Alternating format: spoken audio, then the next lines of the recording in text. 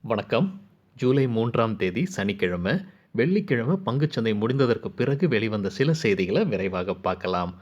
முக்கியமான தகவல், நான் செபி ரெஜிஸ்டர்ட் அட்வைசர் கிடையாது. இந்த வீடியோவில் காட்டக்கூடிய அனைத்து கம்பெனிகளும் வெறும் இன்ஃபர்மேஷனல் பர்பஸ்க்காக மட்டுமே. முதலீடு பண்ணுங்கன்னு சொல்கிற வீடியோ கிடையாது. எந்த ஒரு முதலீட்லையும் ரிஸ்க் இருக்கும். ரிஸ்க் புரியாமல் இன்வெஸ்ட் செய்யாதீங்க.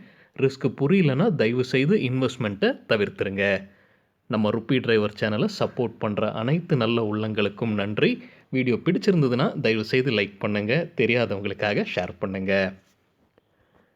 நிஃப்டி போன வாரம் கிட்டத்தட்ட 1% விழுந்திருக்கு. 138 புள்ளிகளை இழந்திருக்கு. இப்போ நிஃப்டி 15,722 லெவலில் இருக்குது. நம்ம 15 மினிட் சார்ட்டில் பார்க்கும்போது என் கண்ணுக்கு தென்பட்ட சில இம்பார்ட்டன்ட் லெவல்ஸ் 15,900 ஒரு இம்பார்ட்டன்ட் ரெசிஸ்டன்ஸாக இப்போதைக்கு இருக்குது. சப்போர்ட்டில் பார்க்கும்போது 15,625 மற்றும் 15,500 ஒரு சப்போர்ட்டாக இருக்கிறதுக்கான வாய்ப்பு இருக்குன்னு என்னுடைய பார்வைக்கு எட்டியதுங்க. இது 15 மினிட் சார்ட்டில். உங்களுக்கு ஏதாவது இம்பார்ட்டன்ட் லெவல்ஸ் தென்பட்டிருக்கு அப்படின்னா தயவுசெய்து பகிர்ந்து கொள்ளுங்கள். எஃப்ஐஐ மற்றும் டிஐஐ போன மாதம் ஜூன் மாதத்தில் என்ன பண்ணியிருக்காங்கன்றது பார்க்கலாம். எஃப்ஐஐ நெட் செல்லர்ஸாக இருந்திருக்காங்க. கிட்டத்தட்ட 26 கோடி ரூபாய்க்கு செல் பண்ணியிருக்காங்க. டிஐஐ டொமஸ்டிக் இன்ஸ்டிடியூஷனல் இன்வெஸ்டர்ஸ்ங்க. FII foreign institutional investors. Domestic institutional investors போன மாதம் நெட் பையர்ஸாக இருந்திருக்காங்க. 7,044 கோடி ரூபாய்க்கு வாங்கியிருக்காங்க. சில இண்டிவிஜுவல் ஸ்டாக்ஸ் மற்றும் செய்திகள் விரைவாக பார்க்கலாம். ஜேகே டயர்ஸ் அவங்களுக்கு கிடைத்த கிரெடிட் ரேட்டிங்கை வெளியிட்டிருக்காங்க. கேர் கொடுத்துருக்கிற கிரெடிட் ரேட்டிங் அதன்படி லாங் டேர்ம் பேங்க் ஃபெசிலிட்டிஸ்க்கு அப்கிரேட் ஆயிருக்கு. BBB நெகட்டிவ்லேருந்து BBB+ ஸ்டேபிளுக்கு அப்கிரேட் ஆயிருக்கு. அதே மாதிரி அவங்களுடைய ஒரு சப்சிடரி கம்பெனியான கேவெண்டிஷ் இண்டஸ்ட்ரீஸ்க்கும் கேர் கிரெடிட் ரேட்டிங் வழங்கியிருக்காங்க. அதையும் வெளியிட்டிருக்காங்க. லாங் டேர்ம் பேங்க் ஃபெசிலிட்டிஸ்க்கு A- ஸ்டேபிள் கொடுத்துருக்காங்க. முன்ன என்ன கொடுத்துருந்தாங்களோ அதுவே மறுபடியும் கொடுத்துருக்காங்க. HCL டெக்னாலஜிஸ் தரப்புலேருந்து ஒரு அப்டேட் இருக்குது. கம்பெனிக்கு ஒரு புது ப்ராஜெக்ட் அல்லது புது கிளைண்ட் கிடச்சிருக்குங்க. ஃபிஸ்கஸ் குரூப்ன்ற கம்பெனிக்கு தான் அவங்க புதுசாக ஐடி சொல்யூஷன் செய்ய போகிறதாக அறிவிச்சிருக்காங்க. மங்களம் சிமெண்ட் லிமிடெட் கம்பெனியுடைய ஷேர்ஸை நவோதயா என்டர்பிரைசஸ் வாங்கியிருக்காங்க. 1,50,000 ஷேர்ஸ். ஒரு ஷேருடைய விலை ₹364.71. இது நேற்று வெள்ளிக்கிழமை நடந்த transaction. HDFC Reliance capital limited உடைய ஷேர்ஸை விற்றுருக்காங்க. 40,48,000 ஷேர்ஸ். ஒரு ஷேருடைய விலை ₹22.07. HDFC தரப்புலேருந்து வேறொரு அப்டேட்டும் இருக்குது. அவங்க ஜனவரி 2021 ஒரு செய்தி வெளியிட்டிருந்தாங்க. இந்தியா அசெட் ரிகவரி மேனேஜ்மெண்ட் கம்பெனியில் அவங்களுடைய ஸ்டேக்கை விற்பனை செய்ய போகிறதாக. இது ஒரு மொரிஷியஸ் கம்பெனின்னு நினைக்கிறேங்க. அது இப்போ நடந்து முடிந்து விட்டதாக கம்பெனி அறிவிச்சிருக்காங்க. இது வழியாக 97 லட்சம் கிட்டத்தட்ட கம்பெனிக்கு உள்ளார வரும்னு எதிர்பார்க்கப்படுது. Sterling and Wilson solar limited அவங்களுக்கு கிடைத்த கிரெடிட் ரேட்டிங்கை வெளியிட்டிருக்காங்க. Acuite ratings and research limited கொடுத்த ரேட்டிங்ஸ் இது. அதன்படி கமர்ஷியல் பேப்பருக்கு டவுன்கிரேட் பண்ணியிருக்காங்க. அக்யூட் A2 ஆக. நவநீத் எஜுகேஷன் லிமிடெடும் அவங்களுக்கு கிரைசில் கொடுத்துருக்கிற கிரெடிட் ரேட்டிங்கை வெளியிட்டிருக்காங்க. 3,000 கோடி ரூபாய் கமர்ஷியல் பேப்பருக்கு A1+ வழங்கியிருக்காங்க கிரைசில். ஒண்டர்லா தரப்புலேருந்து ஒரு அப்டேட் இருக்குது. பெங்களூரில் இருக்கிற அவங்களுடைய ரிசார்ட்டை ஜூலை 5ஆம் தேதியிலிருந்து துவக்க போவதாக அறிவிச்சிருக்காங்க. 50% கெப்பாசிட்டியுடன். யஷ்சந்த் அண்ட் கம்பெனி லிமிடெட் புது இன்வெஸ்ட்மெண்ட் செய்கிறாங்க. கன்வர்ஜியா டிஜிட்டல் எஜுகேஷன் பிரைவேட் லிமிடெடில் அவங்க ஷேர்ஸை வாங்குறாங்க. இதற்காக 9 லட்சம் ரூபாய் இன்வெஸ்ட் செய்ய போகிறதாக அறிவிச்சிருக்காங்க. இந்த டிரான்சாக்ஷன் முடிஞ்சதற்கு பிறகு 90% இந்த கம்பெனியில் ஸ்டேக் இருக்கும் யஷ்சந்த் அண்ட் கம்பெனி லிமிடெடுக்கு. ONGC ஃபிட்ச் ரேட்டிங்ஸ் வழங்கிய கிரெடிட் ரேட்டிங்ஸை வெளியிட்டிருக்காங்க. அதன்படி அவங்களுடைய இன்டர்நேஷனல் பாண்ட்ஸ் அண்ட் ஃபாரின் கரன்சிக்கு BBB- ரேட்டிங் வழங்கியிருக்காங்க. Mohini health and hygiene limited கம்பெனியுடைய ஷேர்ஸை ப்ளூட்டஸ் கேபிட்டல் மேனேஜ்மெண்ட் வாங்கியிருக்காங்க. 1,29,000 ஷேர்ஸ். ஒரு ஷேருடைய விலை ₹20.41.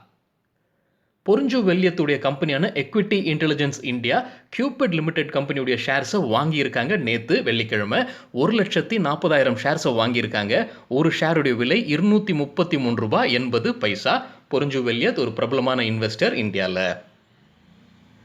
ஜெட் ஏர்வேஸ் தரப்புலேருந்து ஒரு அப்டேட் இருக்குங்க. நமக்கு முன்னே ஒரு செய்தி தெரியும். ஜெட் ஏர்வேஸை வேறொரு இன்வெஸ்டர்ஸ் டேக் ஓவர் பண்ணுறாங்க. கண்ட்ரோல் அவங்க கையில் போகுது. இந்த ஜலான் ராக் அப்படின்ற அவங்க தான் ரெசல்யூஷன் பிளானை சப்மிட் பண்ணாங்க. அதை NCLT ஒப்புதல் வழங்கியிருக்காங்க. இப்போ அந்த ரெசல்யூஷன் பிளான் குறித்து கொஞ்சம் டீட்டெயில்ஸ் வெளிவருதுங்க. இது இப்போ தான் வெளிவருதா இல்லை இப்போ தான் என் கண்ணுக்கு தென்படுதான்னு தெரியல. இப்போ தான் வெளிவருது அப்படின்னா அது வேதனைக்குரிய விஷயம். ஏன்னா, இந்த ரெசல்யூஷன் பிளான பப்ளிக்கா எவ்வளோ சீக்கிரம் கொண்டு வர முடியுமோ, அவ்வளோ சீக்கிரம் கொண்டு வந்திருக்க வேண்டும். இது என் கண்ணுக்கு தாமதமாகப்படுதுன்னா மன்னிச்சிடுங்க.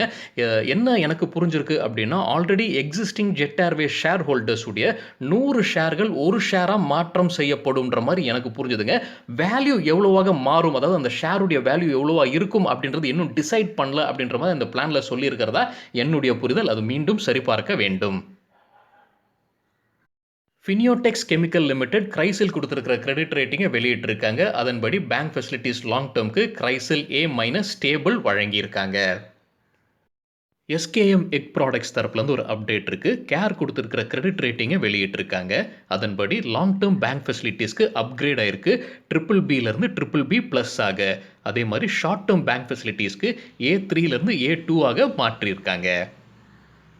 எலக்ட்ரிக் வெஹிக்கிள்ஸ் தயாரிக்கக்கூடிய நிறுவனமான ஏத்தர் எனர்ஜி குறித்து ஒரு செய்தி இருக்கு. கம்பெனி அவங்களுடைய உற்பத்தி விரிவாக்கம் செய்ய போறதாக அறிவிச்சிருக்காங்க. ஹீரோ குரூப் இந்த கம்பெனியில முதலீடு செஞ்சிருக்காங்க. 1,10,000 எலக்ட்ரிக் ஸ்கூட்டர்ஸ்ல இருந்து 5,00,000 ஸ்கூட்டர்ஸாக உயர்த்த வேண்டும் உற்பத்தி அப்படின்றதான் கம்பெனியுடைய டார்கெட். இதற்காக 650 கோடி ரூபாய் முதலீடு செய்ய போறதாக தெரியுது. வேறொரு எலக்ட்ரிக் மோட்டார்ஸ் கம்பெனியான ஓலா எலக்ட்ரிக்கும் இதே மாதிரி 2,400 கோடி ரூபாய் முதலீடு செய்ய போறதாக தெரியுது. அவங்க 10 மில்லியன் எலக்ட்ரிக் டூ வீலர்ஸை 2022க்குள்ளார தயாரிக்க வேண்டும் அப்படின்றது தான் அவங்களுடைய இலக்கு. கெய்னர்ஸ் வித் ஹை வால்யூம் பட்டியலை விரைவாக பார்க்கலாம். ஹை வால்யூம்னு எப்படி சொல்கிறோன்னா, வெள்ளிக்கிழமை வால்யூமுடன் கடந்த 10 நாளைக்கான ஆவரேஜ் வால்யூமை கம்பேர் செய்து 100% மேலே இருக்கிற சில ஸ்டாக்ஸ் கெய்னர்ஸ்ன்னு சொல்லும்போது ஷேர் பிரைஸ் அதிகரித்திருக்க வேண்டும். Alicon cast alloy 20% share price அதிகரித்தது. 581% வால்யூம் அதிகரித்தது. ரூட் மொபைல் 19% ஷேர் பிரைஸும் 665% வால்யூம் அதிகரிப்பு. ரூட் மொபைல் குறித்து வியாழக்கிழமை ஒரு செய்தி பார்த்துருந்தோம்னு நினைக்கிறேங்க.